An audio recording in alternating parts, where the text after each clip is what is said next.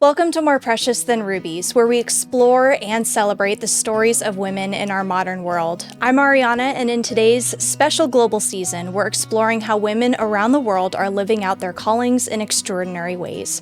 Our guest today is Mary Schuhler, a leader in student discipleship who works with both local and international students through her involvement with Good News Club, Young Life Spain, and hosting foreign exchange students. Together, we'll talk about the importance of relational discipleship, hospitality, and how ministry can flourish wherever God calls, whether you're in your hometown or across the world.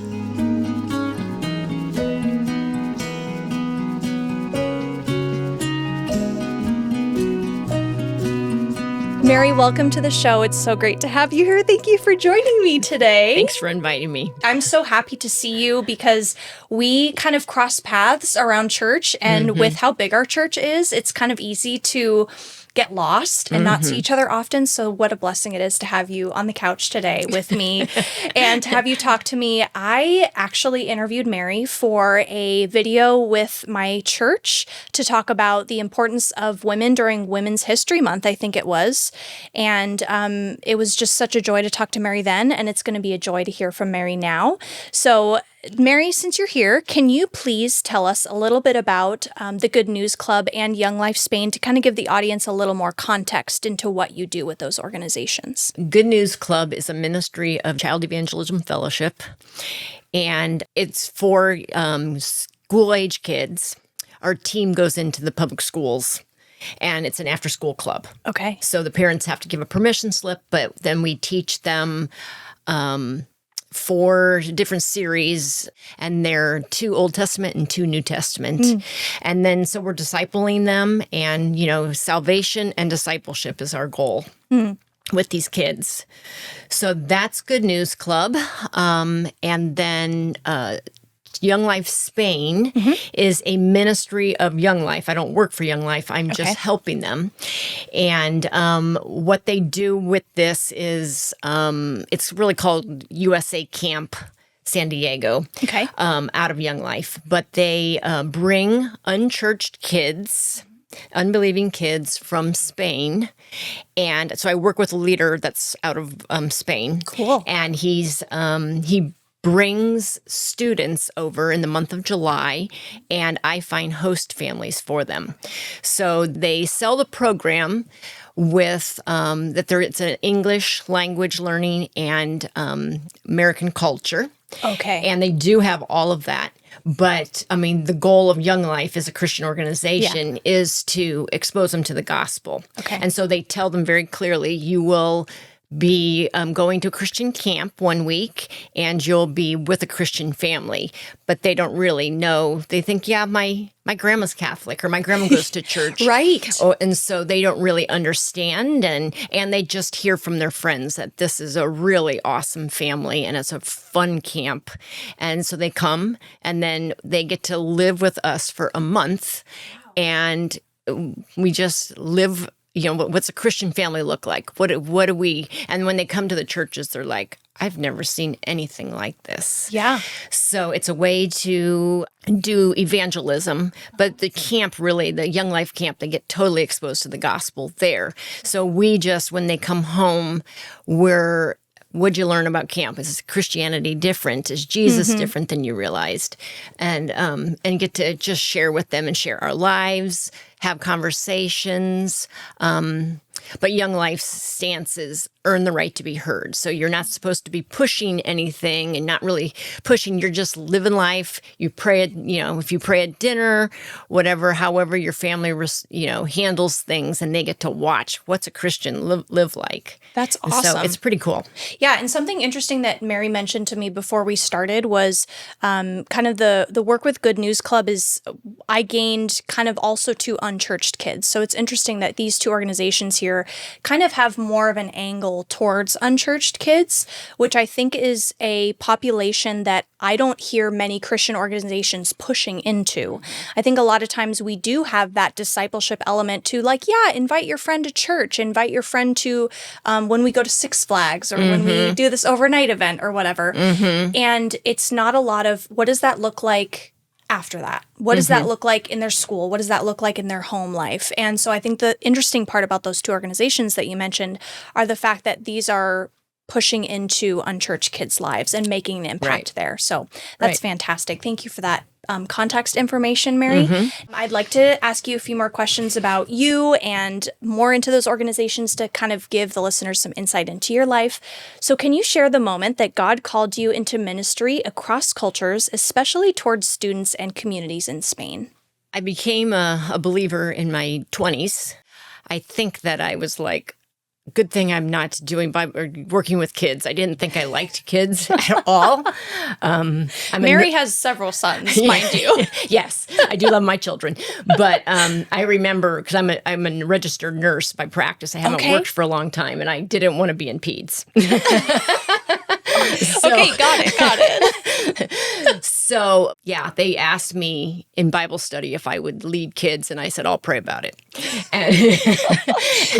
And the Lord said, yeah, I want you to do it. So there I realized, wow, I really like working with kids. And so then as I was growing, I'm like, Lord, where do you want me to serve in my church? And as I was looking, there was a Mission-Minded Kids was open. So it's a missions class for kids 3rd through 5th grade.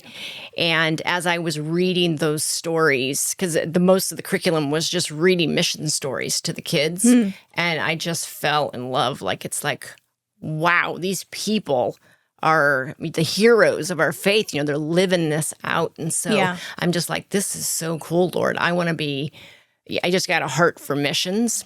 I think God gave that to me because a couple of my kids wanted to go into missions too. And so he got me ready for what they're, them being a long ways away. That is kind of crazy to see how that kind of did prepare you. I mean, your kids probably saw an element of your passion. And then I think that's a lot of what happens to kids is we see our own parents' passion and that kind of inspires us in our own careers. Yeah. But that's so interesting. Yeah. Wow. Yeah, and then one of our pastors said, hey, he had been a missionary in Spain. Okay. And so he knew the Young Life leader, and the Young Life leader was saying, hey, I want to bring kids to the United States so they can get exposed to the gospel. Can you find some families for me? He asked me, would you please be my administrative assistant here to find eyes these on the ground, families. kind of, yeah. And then, the Lord had prepared our house for us. We kind of have like a little pad in the basement that's nice for hosting because we always keep the leaders, or if a student is having any problem at a home, we can bring them or say their family. Like this year, there was somebody who was on a European vacation for the first 2 days of their stay of July. And so we're like, we'll keep them. So we kept 2 students for a couple of days, and then they went to their family. So God's prepared my life and my passions for serving. I do see that. That's fantastic. Yeah, it really is. It's wonderful to see how he knits that all together. He does. And it really is. It's amazing because it's missions coming to us. And it's amazing for the church because it really doesn't cost the church that advertises it anything. It's the family takes the responsibility of and the funds they're paying for the kids. So food, anything like supplies that they may need, that's all covered by the families. Yeah, when the kids come, they come for just about 4 weeks. Okay. And one of the weeks they're at Young Life Camp. Okay. And then they take a 2-day trip to LA because that's why they like to come to San Diego because they want to come see LA. Because they see it in the movies and they want to see Santa Monica. Sure. I've seen it in the movies, in the TV shows. What do foreign exchange students experience spiritually and emotionally when leaving home, and how do you help them adapt? So we kind of talked about the length of time that they're gone, kind of the age that they are, but I'm sure that that's still kind of difficult for them. They're leaving their family, they're joining a new family that believe different things, potentially do things differently. So how do you see them adapt to those challenges? They're excited to come usually because in Europe, traveling and English learning or language learning trips are pretty popular from what I'm seeing. A lot of people, at least in the middle and upper class, will spend a decent amount of money on that, much more than America. They know it will help their careers and everything. So it's not like it's foreign to them. Okay. And then with Young Life Spain, we try to get, as soon as we've gotten the families all together, then we start to connect the student with the family that Jonah has picked, or my leader has picked for them. And so then we have the family start to communicate with them. Great. And that helps to break the ice so that they don't feel like, who is this family that I'm going into? The Young Life Spain students, they're high schoolers. So 14 to 18. So it's always, our aim is to have kids in the family, especially if they have high schoolers, but we can't always do that. But we've had good experiences with retired couples too. We had a retired couple that was a blast, and the boys just adored him. Oh, I mean, he was awesome. He was a superintendent in the Escondido school system, so he was used to kids. Okay, and what a good candidate for that. Oh, he was amazing. The family was amazing. So God flexes, and he does a lot of things, and it's like. Yeah, it's fun to see each year how he has preordained where they're going to go. Sure. So, well, that's good. That's kind of good to hear that there aren't many at that age. You know, you're already more doing things on your own. I'm sure even in different countries, they maybe are able to let their kids walk to school more often or do things independently that maybe kids in the U.S. wouldn't be used to that. And so that is good to hear that most kids are just jazzed to come and not scared or like feel like they're being forced into it at any point. And that's great. Yeah. And the families really are, I mean, the families, most of them are just amazing. So God really handpicks. So they don't really necessarily know all the other students from Spain, because they're just, if they've signed up, they get to know the students, but they come with usually a 20 to 30-year-old leader from Spain. Okay. And they'll have one male and one female. And so that, because when they go to camp, they're going to be in like the counselor. Yeah, they're counselors. Got it. And then those counselors will go home with them, and they really want to disciple them afterwards when they're back in Spain. Gotcha. So they get exposed to the gospel here, and then they go back, and they're always aiming to try to get them to join them, like for cabin time back in Spain. Great. It's a struggle because Spain is very dark, and the kids, there is a great resistance. Oh, against, interesting. Yeah. Do you know what the percentage is there of Christian population? Definitely no more than 5%. Oh, wow. Okay. Yeah, low. Yeah. I mean, the churches are usually, when I've asked people what size are your churches, of the leaders, they're like, like 50 people. Oh, okay. So they're small churches. Yeah. They're definitely less than 100 They're people. probably mostly Catholic, right? Would that be probably the main? Yeah, there's lots of Catholic churches because it's funded by the government. Got it. Yeah. But there's evangelical churches there. So the leaders will go to evangelical churches. The kids will talk about their Catholic. You know, that's their word for Catholic. Okay. And so they're used to Catholic. Got it. You know, but very few of them, their parents will go. They're like, my grandma goes. Yeah, my grandma goes to one of those big cathedrals. Yeah. Again, they're de-churched. They're familiar with Jesus, and they're familiar with a general story of the crucifixion or the resurrection, but they don't know how it all fits together until they get exposed to it this way. So these leaders and the other students do help them, though, because we do get together. The kids don't have a program that they go to every day. Okay. I mean, and they're all pretty good, medium to pretty good English speakers. Okay. There's been maybe 2 out of the 12 years I've done it that had really poor English and couldn't speak much. Thank goodness they were with another student. So, or the family spoke Spanish and could speak to them. Oh, that's great. Yeah, I forgot about that. There's so many Spanish speakers here that can kind of bridge that gap too. A lot of times the families that are interested are like, oh, I speak Spanish. That would be fun to have. So, it's nice that they, but we do have a lot of Spanish speakers in this area. Yeah, so that's fantastic. It's helpful. But, we're trying, don't speak too much Spanish to them. They're supposed to learn English. Yeah, exactly. They already speak, the kids speak it to themselves. Yeah, don't tell them that you speak Spanish. Otherwise, they're just going to want to keep speaking Spanish. Yeah, because it's hard, It is hard. Especially at night, they'll be like, when they first get off the plane, they're like, oh, my brain hurts and I'm so tired. I can't translate. I know, totally. What an awesome way to kind of help kids to grow to be their own even more, give them that experience of like individuality and feeling like an adult maybe for a whole month and being able to be in a new world and a new family. That's a really cool opportunity for them. So maybe you can kind of tell us, how do organizations like Good News Club and Young Life Spain uniquely support long-term discipleship rather than short-term impact? You kind of talked about how these group leaders are encouraged to, once they're back in Spain, they're supposed to keep inviting them to church, keep encouraging them. What did you learn? What do you want to keep learning about? Like, how do these organizations target the goal to keep them coming back or keep them asking questions? How do you see that playing out?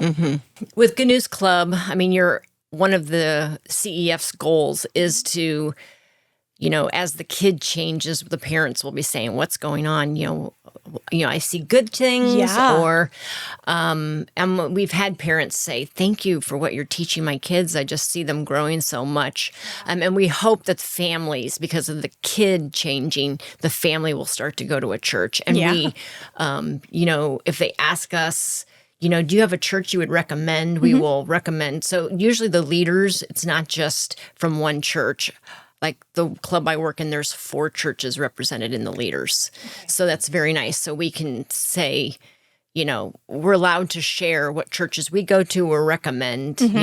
It is hard in the Good News Club because they're kids, and just to get a message home to the parents a lot of times. And so I wouldn't say that there's a huge track record, but you're giving the love of the word into them. Sure. And I mean, I've had some of my leaders are people that were in Good News Club when they were little, and they planted the seed and they came to salvation there.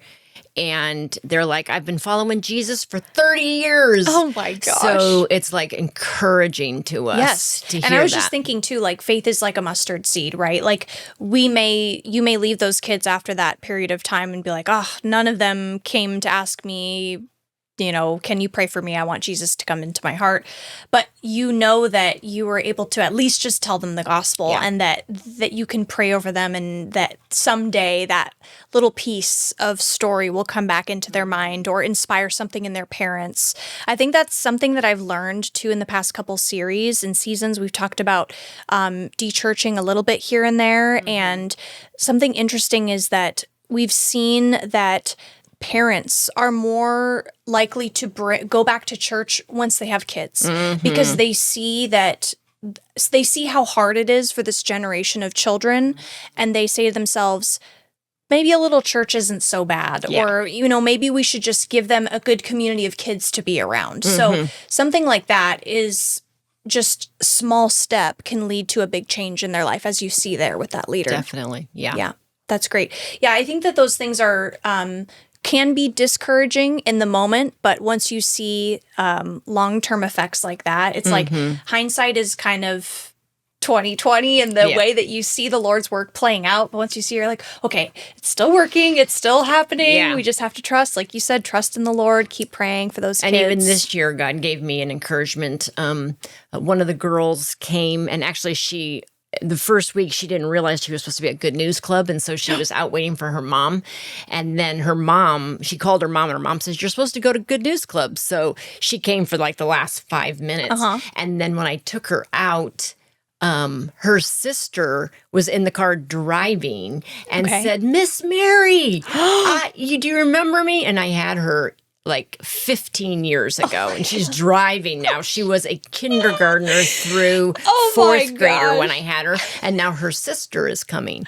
So the family, I'm not exactly sure what, I mean, we're just getting into the year, so I don't know if the family's Catholic or what, but the sibling had a positive response, and so mom sent the child again, the next child. So it's like you do see the positive experience with Good News Club leads the family to be more open to the gospel. And Amazing. to growing. All right, Mary, on to the next question here. A study of Latin American Studies program alumni found that 89% reported their time abroad influenced changes in their religious faith, often emphasizing social justice and leading to justice-centered vocations. In your ministry, have you seen global exposure shape someone's calling or faith in a lasting way? So you've talked a little bit about your students and how you've kind of see them come back. And other than the leaders kind of showing that they're interested in working with the Good News Club, can you think of any other ways in maybe your work with Young Life Spain has helped to shape kids' justice-centered beliefs or anything like that? Like I said, Spain is a very dark continent. It's hard. And I think the leaders are happy because for so many years, they said it was a missionary graveyard. Like they'd go there and they wouldn't get anybody. Wow. Okay. We haven't had tons of kids come to salvation. I would say in the 12 years I've been working, we've probably had 6 to 8 profess and who start walking with the Lord. After they go back or here when they're here? Usually at camp. So 2 of the leaders that have come through the program. Okay. They came, they were unbelievers. And one of them that came a couple years ago, her name was Maria. Her family was definitely not believers. She came really sharp young lady. Actually, both of them that came are in doctor programs, getting their physician's license. She went home. She was like, I want to explore this more.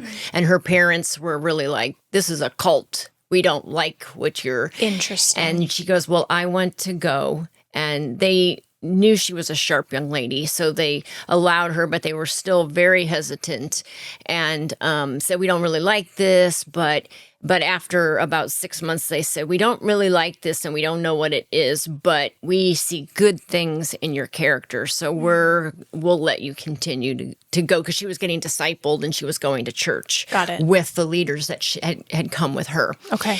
And she just grew. Her family's still not believers, but she is dating a Christian man there. Wow. And she came back as a leader of the students. And man, the students that year were really peppering them with difficult questions from our culture. Sexual questions. Sure. Just all the difficult things that are going on in society. And they were so bold. I'm like, wow. She's 23 years old and she has really solid answers. Great. So, you saw God was raising her up, and she's, they weren't backing down because they were, they're dating, and sexual expression is very free in Europe. Okay. It's no big deal at all to have relations. Even the parents even know they're doing it. Okay. And she was living a pure life with her boyfriend. They weren't gonna, they were gonna stay pure until marriage. And the kids were just like, "What? I can't believe you're." And so it was like, I'm thinking, wow. Could I have been that strong at 23 to give these answers? And they weren't backing down. They were gracious. And they were, so, I've seen them grow to be bold leaders. Yeah, at least 3 or 4 of the leaders that have come over the years have been students that came through the program. Yeah. And then after they can come once or twice as a student, and then they have to be discipled at camp where they're servants at the table, because they're trying to teach them we're servants. Okay. And they would have intense Bible studies because they're trying to really raise up those kids and disciple them. And then they're still getting discipled at home. Great. So, it's affecting their lives. And you can see God is, they're looking for Christian husbands. And, I'm always praying that more of the men that come would come believers. There's been 1 or 2, but way more of the women have said yes to Jesus. That's generally how it is here too in the West. It's so interesting that you're even mentioning I'm thinking back to when you were saying that their parents are seeing changes made in their kids, and the reason why they're okay with it is because the values that are being instilled in them are positive values. And I think that we see that here in the study.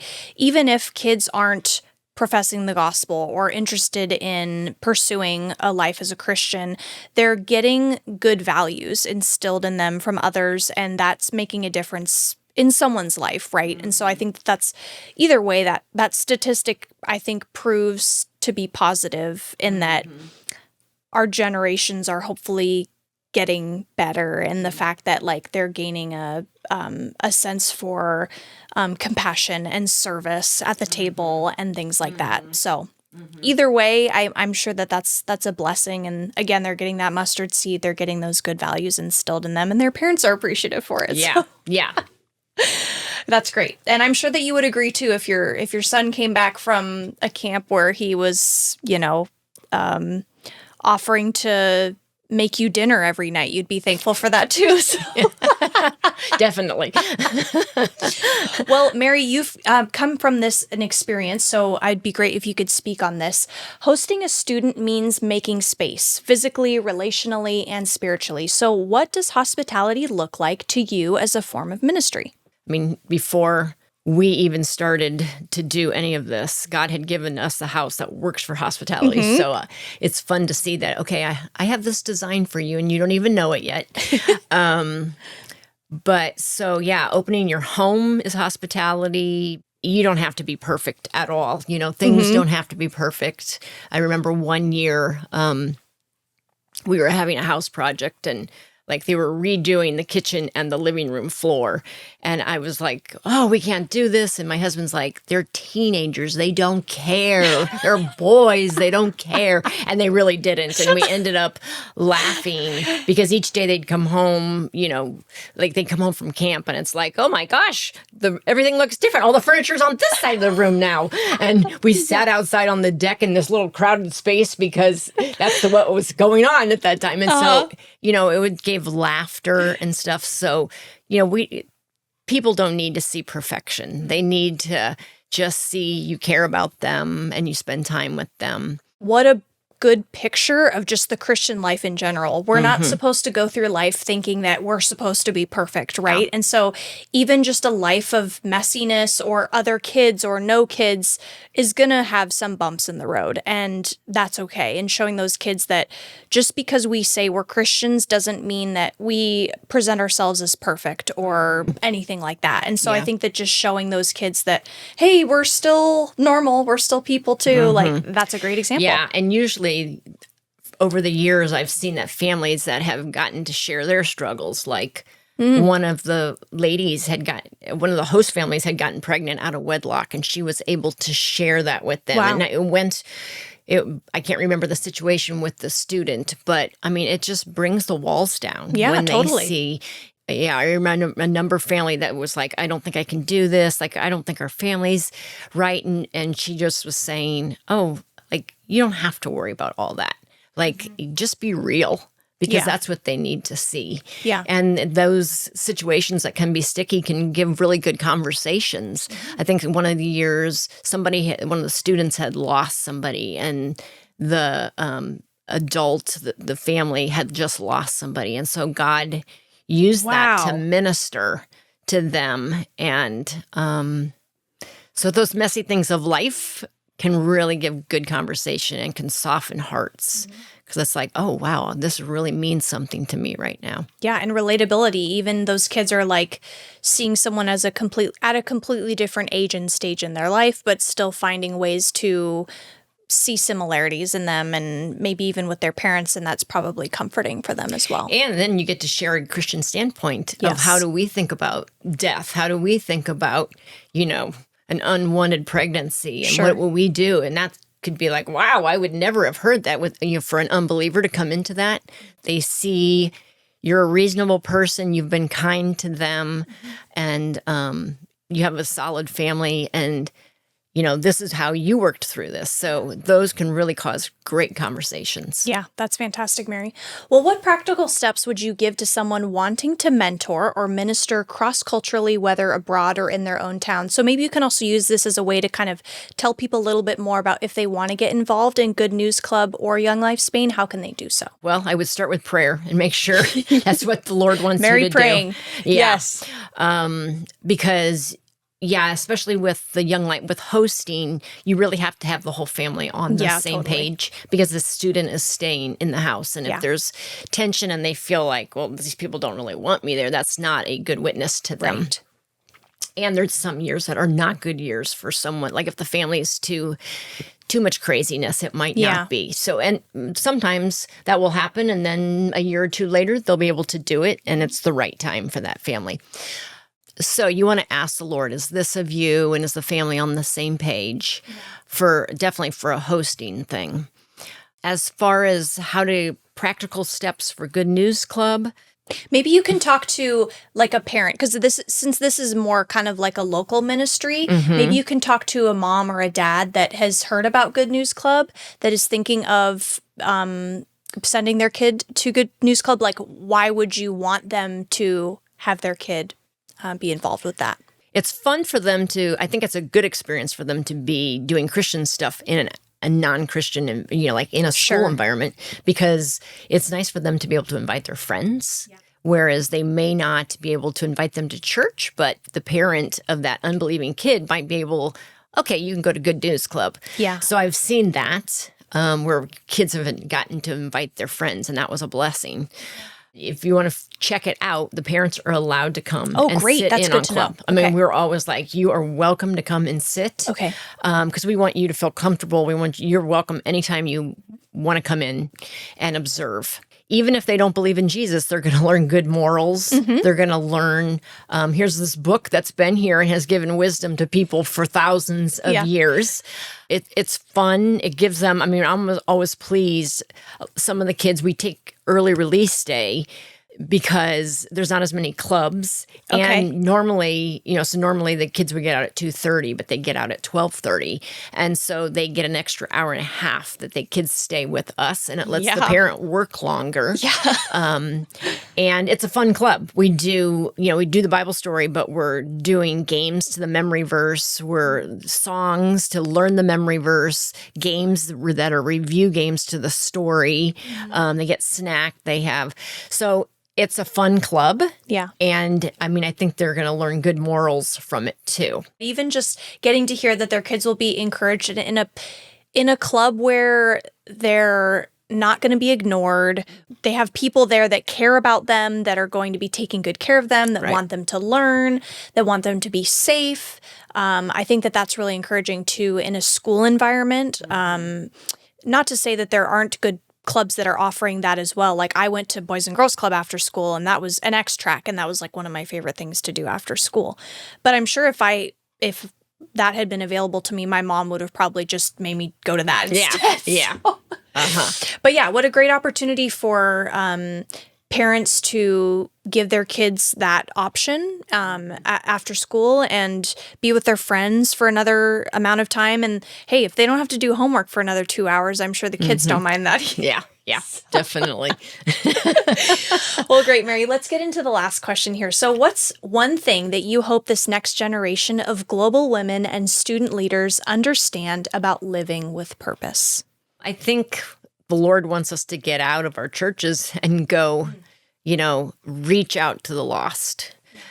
Both of these ministries do that. And doing missions does that. We get out and we go to them and we love on them and we bring the good news to them. Because not everybody's going to come to a church, especially with kids. If their families don't go, especially the Young Life one, we're drawing them by English language and culture, and they're going to get that. We pray, Lord, let them go home with good English skills. I asked one of my students, so why did you pick this program rather than something else? And they said, well, my friend told me that the families were amazing. And I said, so did you feel like that? Because they were with us and they're like, yes, we loved our family. But all the kids, I mean, at the end, when they're going home, they're just usually crying and hugging each other and like, oh, we're so sad. I mean, and it's sincere. Wow. So you're making friends. I love how the families, as you as a parent do missions, it exposes your kids to that heart. Yes, it does. You know, there's no better way because they realize, oh, wow, these people, they're people like us. And you get to hear another culture. You get to see things. You get to say, so like, how do you guys do that? And it's fun. And they're not afraid, to have strangers and to talk to strangers.